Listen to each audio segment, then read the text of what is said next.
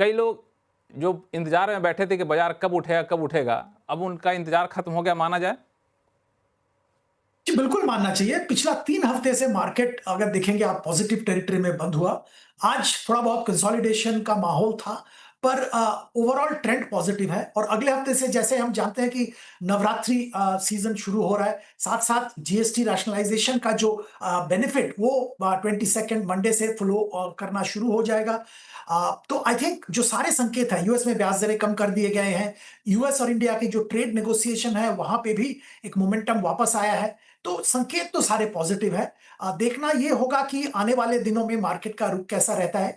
Of course एक चीज हमको ध्यान में रखना पड़ेगा कि Q2 के नतीजे जो कि अक्टूबर बिगिनिंग से आना चालू हो जाएगा, वहां पे बहुत कुछ अच्छा नतीजा देखने को नहीं मिलेगा।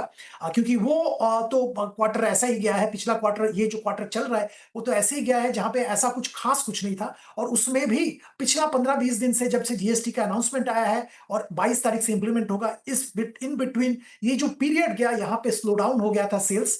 कस्टमर इंतजार कर रहे थे जीएसटी रेट कम होने का। तो इसका नेगेटिव असर थोड़ा सेकंड क्वार्टर नतीजों में देखने को मिलेगा। तो शायद मार्केट में उसका थोड़ा बहुत असर देखने को मिल सकता है। पर बाय एंड लार्ज अगर आप दिवाली तक का एक व्यू ले, तो मुझे तो लगता है मार्केट में बहुत अच्छा मोमेंटम, बहुत अच्छा रुख दिखाएगा। बिल्कुल, बहुत अच्छा मोमेंटम, बहुत अच्छा रुख दिखाएगा। अनुज सिंघल सर हमारे साथ हैं, हमारे मैनेजिंग एडिटर हैं। अनुज सिंघल सर, क्या ये माना जाए कि अब बाजार बड़ी रैली को तैयार हो गया है? लक्ष्मण जी, एक बहुत इंटरेस्टिंग चीज़ आपको बताता हूँ। मार्केट में ना जब खबरें ख़राब आ रही होती हैं तब तभी आपको भाव मिलता है।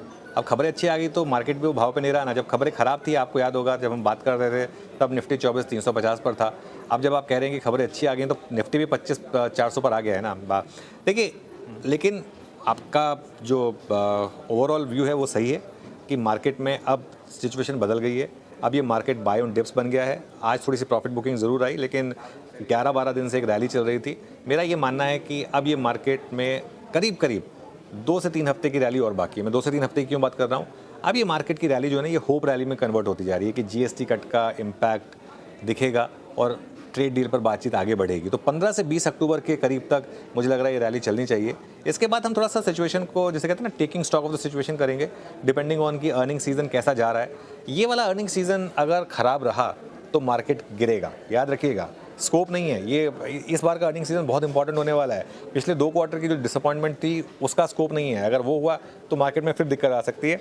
लेकिन अभी मुझे लग रहा है कि मार्केट में एक अच्छा मोमेंटम है। मिड कैप स्मॉल कैप अच्छे से चल रहे हैं। एफआईज ने शॉर्ट कवर करना शुरू करा है, तो एक सेंस बन रही है यहाँ से कि थोड़ी सी रैली और एक्सटेंड होनी चाहिए। बिल्कुल, थोड़ी रैली एक्सटेंड होनी चाहिए, लेकिन आपने कुछ बहुत बड़ा कैच दिया, या फिर कहें कि एक जहाँ पे लिमिटेशन है वो है कि अर्निंग सीजन कैसा रहने वाला है। अर्निंग सीजन खराब आया है तो मार्केट वहाँ पे थोड़ा सा निराश होगा। लेकिन इससे पहले सुदीप जी ने बड़ा अच्छा फैक्टर बताया कि जीएसटी कट होने के बाद और जीएसटी लागू होने के बीच का जो समय है, उस दौरान कई सारे सेक्टर में, खासतौर से ऑटो सेक्टर कहें, बड़े कंज्यूमर ड्यूरेबल सेक्टर कहें, वहाँ पे एक ठहराव सा आ गया है कि जीएसटी कट जब लागू होगा तब हम वहाँ पे खरीदारी करेंगे, और इस ठहराव का असर अगले अर्निंग सीजन में देखने को मिलेगा। ये कितना बड़ा कंसर्न होगा गौरांग शाह सर? बहुत बहुत धन्यवाद लक्ष्मण जी, इस मंच पर आमंत्रित करने के लिए। सभी को प्रणाम और शुभ दिन हमारे तरफ से। जी देखिए, नमस्कार। खपत खपत एक ऐसी चीज है, और मैं हमेशा एक चीज कहता हूं कि भारत खपत से चलने वाला देश था, है और रहेगा।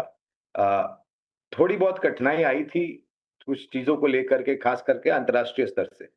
और मैंने हमारे ही चैनल सीएनबीसी आवाज पर कई बार ये भी कहा है कि सरकार की तरफ से जब भी अनिवार्य समय होगा, तब तक मेरे ख्याल से कदम आगे उठाएंगे सरकार। जो पुरानी नीतियों में बदलाव करना है वो करेंगे, नई नीतियों में अगर कुछ लाना है तो वो लाएंगे। उदाहरण के तौर पर हम सब बात कर रहे हैं जीएसटी के नए अवतार 2.0 की। तो यहाँ पर सिर्फ ये यहाँ नहीं रुकेगा लक्ष्मण जी, और भी नए परिवर्तन आपको सरकार की तरफ से आते हुए दिखाई देंगे जब भारतीय बाज़ारों में कल का दिन तो अच्छा रह ही रहा, लेकिन फिर भी भारतीय बाज़ारों में ओवरऑल बाज़ार ट्रेंड पे ही है। मतलब अपर ट्रेंड में ही भारतीय बाज़ार काम करता हुआ नज़र आ रहा है और आने वाले दिनों में भी इंडियन मार्केट के लिए काफ़ी अच्छी खबरें ही आती हुई दिखाई दे रही है। आप सबसे पहले बात करोगे तो जिस प्रकार से एस&पी ने इंडिया की जो रेटिंग थी वो अपग्रेड की थी, उसी प्रकार अब जो जापान की क्रेडिट रेटिंग एजेंसी है R&I, उसने भी भारत की रेटिंग को अपग्रेड किया है। लॉन्ग टर्म जो सॉवरेन क्रेडिट रेटिंग है उसको BBB से बढ़ाकर BBB+ करते हुए नजर आए हैं। भारतीय अर्थव्यवस्था के लिए स्टेबल आउटलुक उन्होंने बरकरार रखा है। तो ये एक अच्छी खबर भारतीय बाजारों के लिए मंडे के लिए होते हुए नजर आएगी। और एक और बड़ी खबर ये भी है कि FIs की तरफ से फिर से भारतीय बाजारों में कल भी बाइंग देखने को मिली है। मतलब यही है कि लगातार अब इंडियन मार्केट में धीरे धीरे सेलिंग को कम कर रहे हैं FIs। और यदि बाइंग की जो गति है वो तेज़ी से बढ़ती है तो वो इंडियन मार्केट के लिए एक ज़बरदस्त बूस्ट साबित हो सकती है, क्योंकि जिस तरीके से बाज़ारों में सितंबर अक्टूबर से FIs की सेलिंग देखने को मिल रही है और सेलिंग भी लगातार बढ़ती ही नज़र आ रही थी, लेकिन उसके बाद इस महीने में भारतीय बाज़ारों की तरफ से थोड़ी थोड़ी ये सेलिंग कम होती हुई नज़र आई और अब धीरे धीरे बाइंग का आना भारतीय बाज़ारों के लिए काफ़ी पॉजिटिव साबित हो सकता है। FIs की तरफ से 390 करोड़ की बाइंग कल भी देखने को मिली।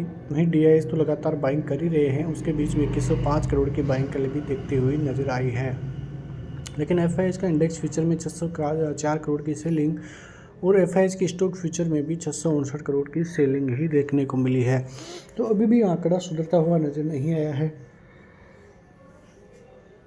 बड़ी बाइंग तो देखने को नहीं मिली है, लेकिन फिर भी इस प्रकार की बाइंग होना भी भारतीय बाज़ारों के लिए पॉजिटिव खबर ही हम मान सकते हैं, क्योंकि लगातार इंडियन मार्केट में FIs तो सेलिंग पे ही जुटे हुए हैं। उसके अलावा बात करें तो अडानी की जो खबर थी क्लीन चिट हिंडनबर्ग का जो केस है उसमें मिलती हुई नज़र आई थी, तो वो एक अच्छी और पॉजिटिव खबर कल इंडियन मार्केट के लिए साबित हुई थी। और इसी वजह से जो मिड कैप और स्मॉल कैप इंडेक्स है वो भी काफ़ी पॉजिटिव होता हुआ ही नज़र आया था, क्योंकि जिस प्रकार से अडानी के शेयरों में तेज़ी हुई है 10 से 12% तेज़ी, 8% तेज़ी, तो वो एक पॉजिटिव खबर स्मॉल कैप और मिड कैप शेयरों में इंडेक्स में होती हुई नज़र आई है। अब मंडे का मार्केट काफ़ी अहम रहता हुआ नज़र आएगा, जिसमें 25,500 से ऊपर यदि बाज़ार निकल जाता है तो फिर एक ज़बरदस्त तेज़ी इंडियन मार्केट में देखने को मिलेगी। लेकिन नीचे की तरफ 25,200 और 25,100 का लेवल तोड़ता है तो फिर दिक्कतें बढ़ती हुई नज़र आ सकती है, क्योंकि अच्छा खासा सपोर्ट जोन है। और यदि बाज़ार 25,000 से नीचे आ जाएगा तो फिर दिक्कतें इंडियन मार्केट के लिए और ज़्यादा बढ़ती हुई नज़र आ सकती है। इसलिए इंडियन मार्केट में थोड़ी सतर्क रहने की भी अभी ज़रूरत है, क्योंकि बाज़ार एक